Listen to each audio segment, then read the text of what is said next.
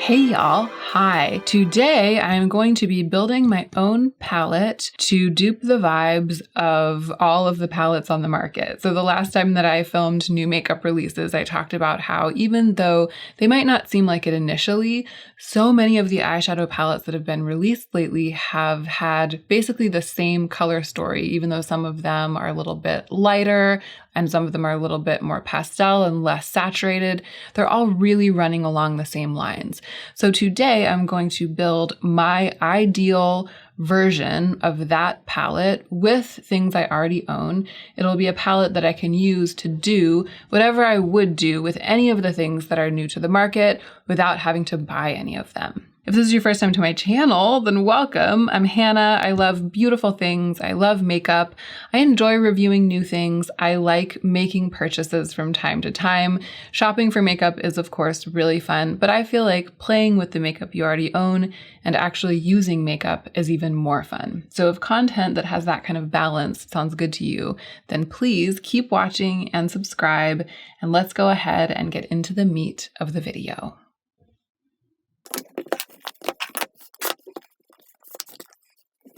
So this is what's in my magnetic palettes right now, the palettes that I usually use for build your own palette. And it's funny, just the two of these together are a pretty decent vibe dupe for the palettes that are on the market right now. It's like the build your own palettes that I've been making have been angling towards what the entire market has been angling towards over the past couple of months. I feel like the teal, which is a really strong presence in what I'm going to try to do today, is conspicuously missing here. This is kind of a bluish charcoal, but it's definitely not the color that I would choose, or, any of the colors that I would choose to dupe that teal blue presence. None of them are here. There isn't as strong of a burgundy presence here, and there is some forest green, but I don't know. It's interesting. This could work in a pinch if I were trying to dupe the vibes, and it's so funny to see how close it is in some ways to what I'm working towards today. I will probably retain several of these shades and use them or consider using them in today's palette, but I do want to take them apart and kind of start fresh. So I'm going to remove these shades from these palettes, and then I'm going to go through all of my other palettes and pull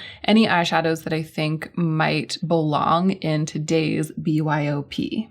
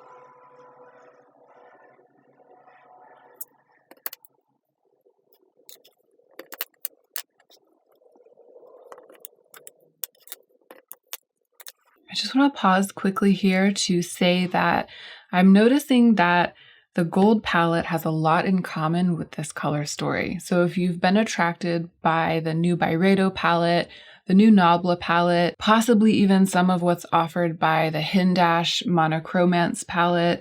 The only thing that's missing from the gold palette that's in all of those palettes is the burgundies and the peaches. But half of those color stories, the kind of like teal, green, grungy, gold, and neutral half of those color stories is in the gold palette. So if you have the gold palette, you have a really good starting place for building the looks that you would build with anything that's currently trending in eyeshadow.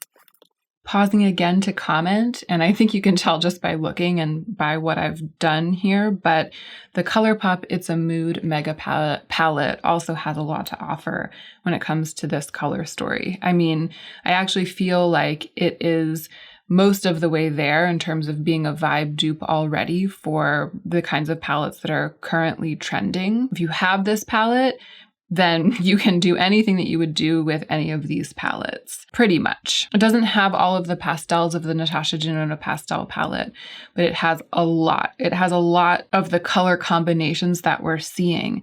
And the Viseart Petite Pro is pretty much a little capsule of like a part of this color story. I didn't pull all 6 of the colors, but I could have.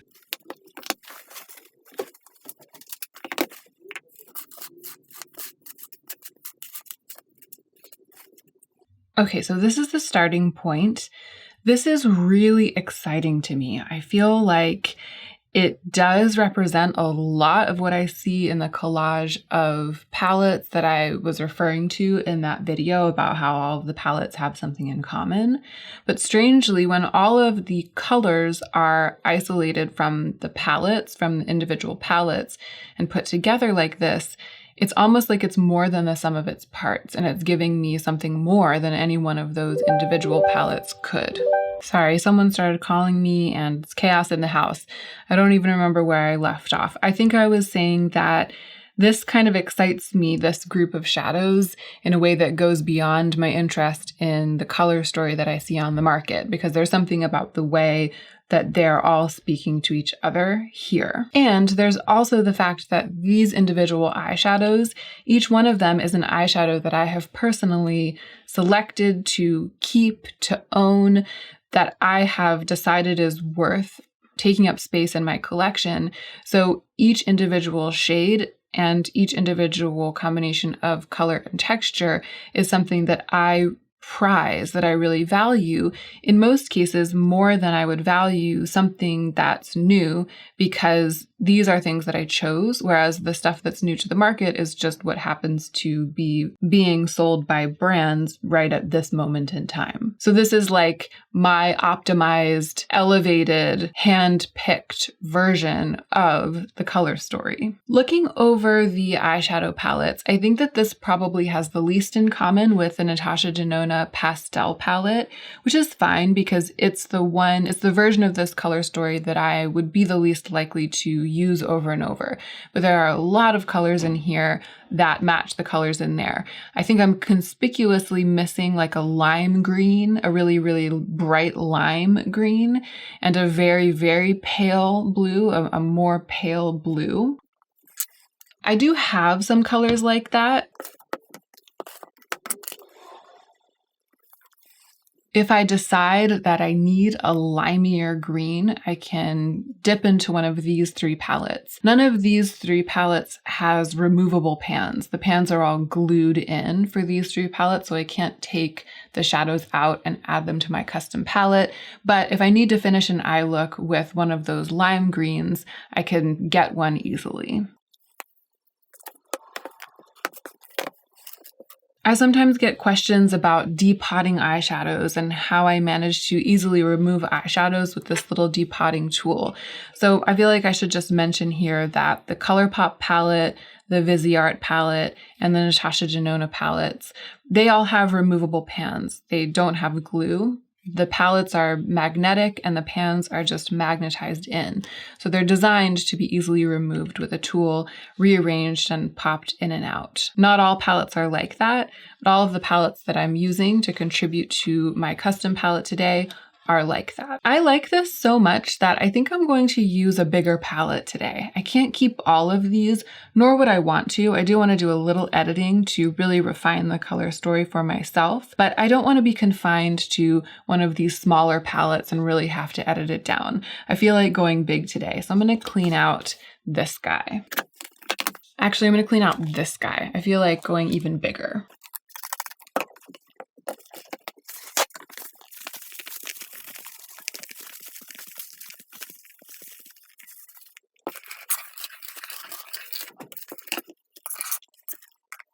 There might actually be room for most of these eyeshadows in the palette, but there's not room for all of them. So I'm going to do what I often do and separate this group of shadows into little color groups so that I can choose my favorites from each group and remove duplicates.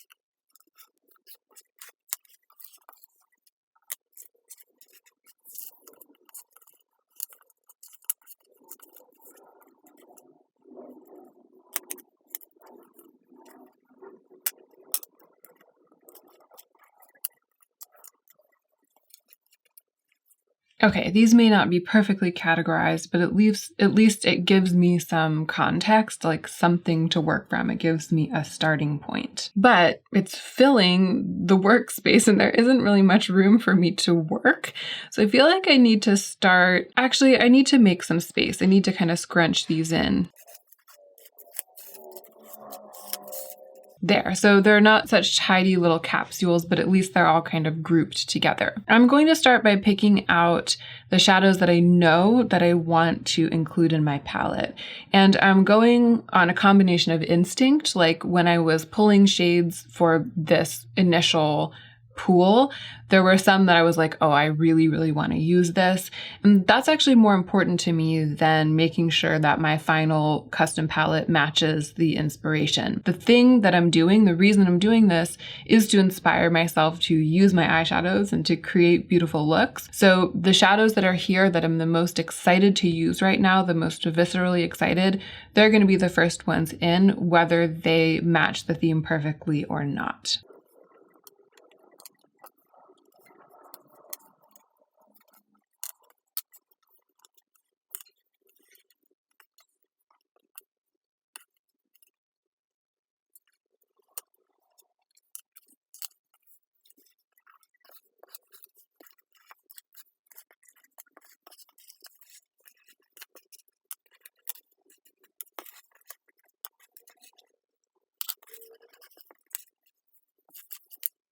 Okay, that was just sort of like a brief once over, grabbing all of the ones that I'm the most excited about. And this is looking awesome. I really, really love the way that this group of shadows looks, but there's a presence that's missing now I'm going and seeing how this looks, how this stacks up to the inspiration, because I definitely have room for more than just these, even though this would make a great palette by itself. Looking at the pictures, I'm missing the red. I'm missing like that strong wine burgundy and the kind of azalea pink that some of these palettes have. So let's see what we can do to bring that aspect of the color story back in.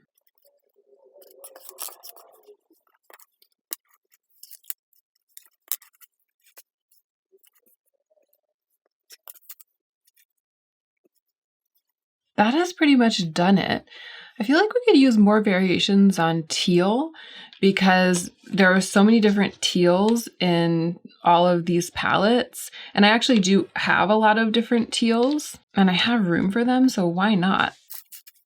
Maybe even this.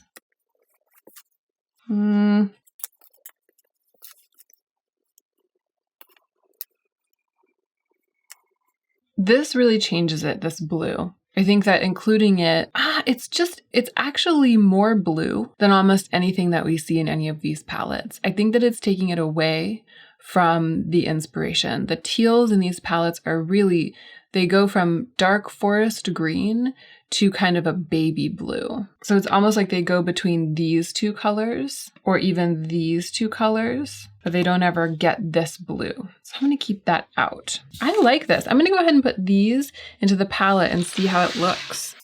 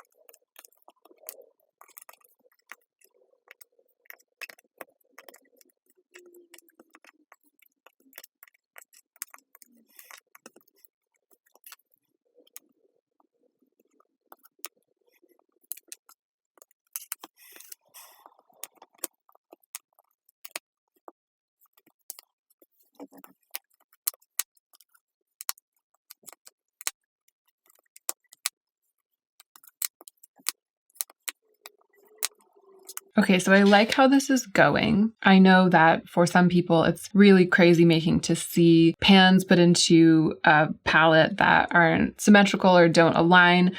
I feel like when things are different sizes and different shapes, they're just not going to align. Like there's no way to get them all to fit in a way that's symmetrical. Leaning into the asymmetry and the slight chaos of it and finding a balance between order and chaos by making it clear in the way that they're placed, that they're not trying to line up in perfect columns and rows, is the way to make it feel cohesive, almost like a piece of intentionally organized abstract art. So I'm not mad at how the impression of the overall palette is coming together. But in terms of the flow of colors, we're getting ourselves into a tight spot here. We need something that transitions green to red. I need a way to go from this like red, warm, orange area to this like teal area without the line between the two color groups being too harsh. I don't need to keep all these teal shadows in. And I think what we need is some kind of duochrome or blue-red pigment. We probably need Urban Decay Lounge.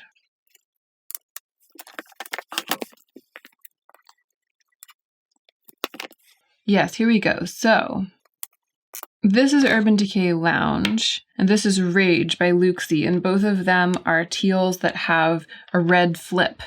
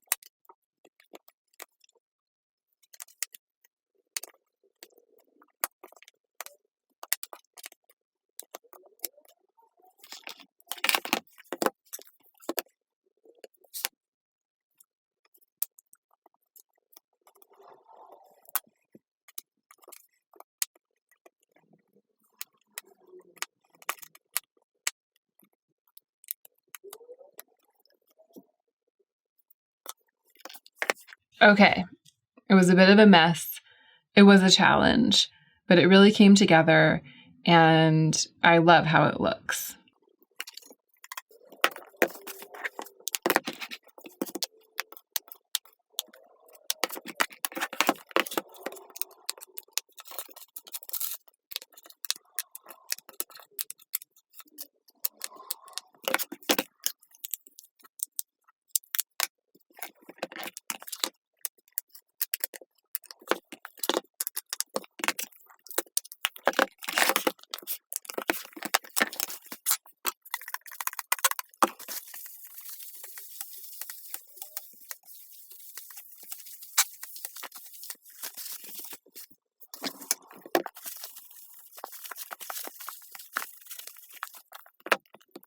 Here's the thing.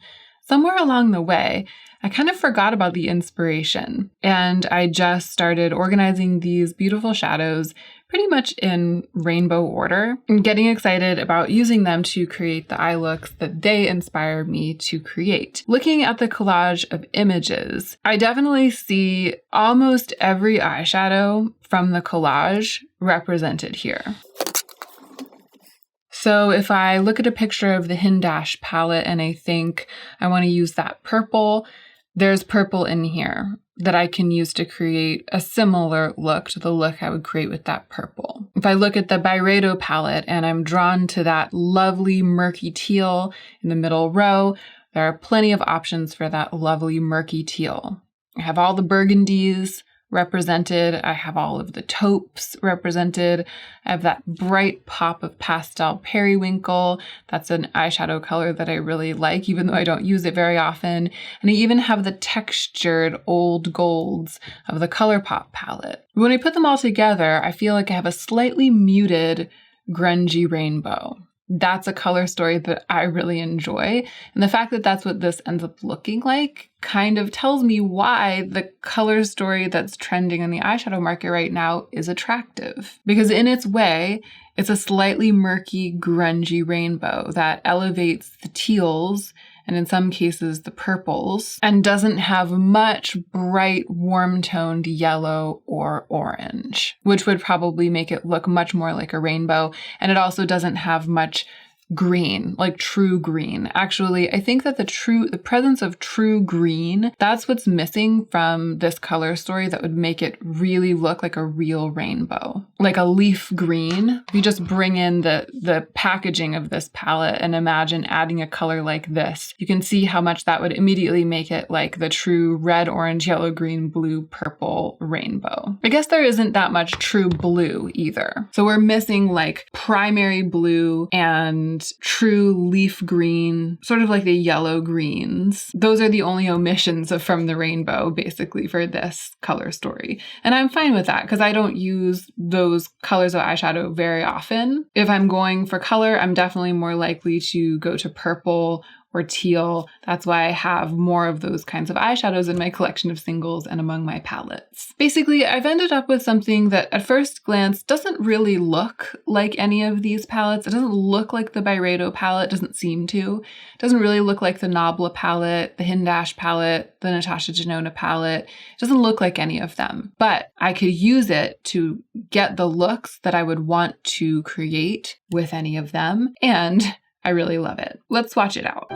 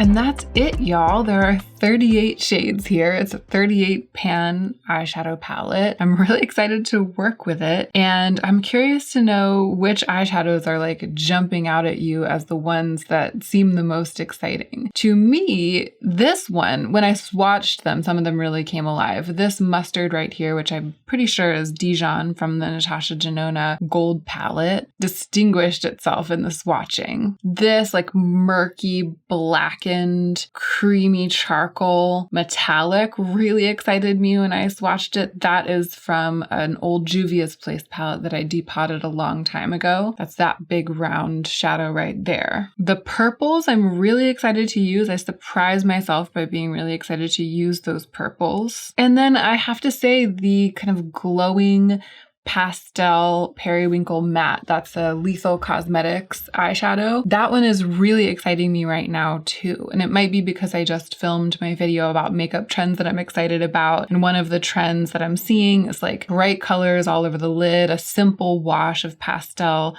on the lid, playful, joyful eyeshadow. And I feel like that pastel periwinkle is perfect for that kind of look. So I can't wait to dig into that one either. I hope that you enjoyed watching this. I hope that it inspired you to play with your makeup. I'll try to link things down below. I'll put relevant links down below. I have a Lethal Cosmetics discount code.